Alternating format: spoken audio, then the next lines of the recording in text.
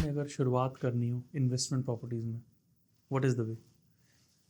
सबसे पहली चीज़ about Toronto, GTA area and outside Toronto, तीनों को थोड़ा सा कंपेयर करते हैं पहले। यार मैं आज अगर रीस्टार्ट कर रही हूँगी तो मैं आउटसाइड ऑफ GTA से रीस्टार्ट करूँगी, और मैं उसका आपका मैथमेटिकल रीज़न दे देती हूँ, नॉट कि भाई मेरा इमोशन या कुछ इन्वॉल्व है।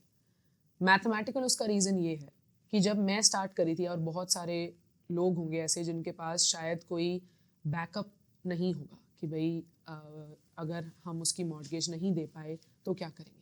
बिकॉज मैं बहुत लोगों को ये बात बोलती हूँ, सारे क्लाइंट्स को भी बोलती हूँ कि जो डाउन पेमेंट होती है ना, वो आसान चीज़ है, that's the easy part.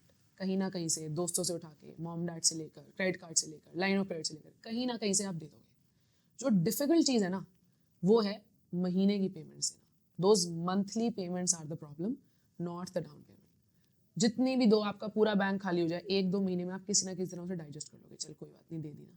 But जो मंथली पेमेंट्स है ना, वो देनी है। जितने भी लोग आज ट्रबल में हैं, जिन्होंने घर महंगे लिए थे, बहुत भी भाई, अब तो वो सब इसलिए प्रॉब्लम है क्योंकि वो मंथली पेमेंट अफोर्ड नहीं कर पा रहे। किसी ने ये तो नहीं बोला कि जी डाउन पेमेंट हम नहीं दे, डाउन पेमेंट तो वो दे चुके हैं, right? So monthly payment is the problem.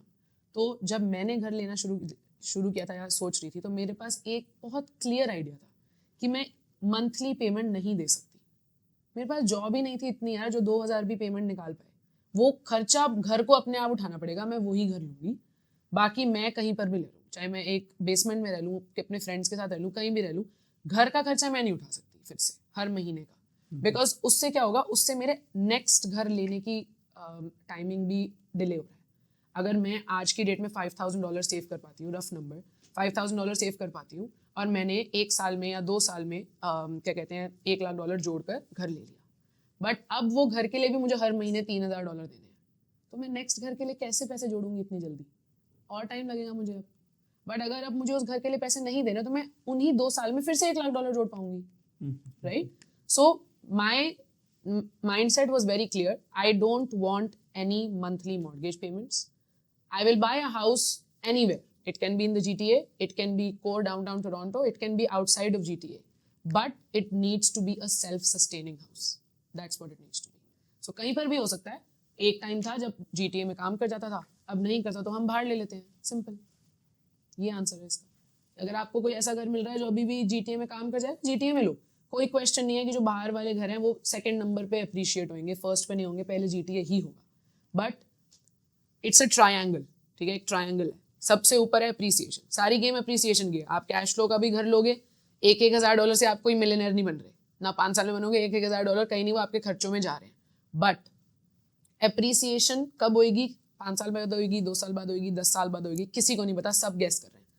Appreciation तक तो तब पहुंचोगे ना जब तक वो घर उतने साल, 5 years 10 years होल्ड कर पाओगे, राइट? बिल्कुल। अगर आप उन 5 साल बाद घर बनना है जी, 5 साल तक मॉर्गेज पेमेंट ही नहीं दे पाए और 5 साल में ही वो घर बेचना पड़ गया, तो कभी अप्रिसिएशन तक पहुंच ही नहीं पाओगे।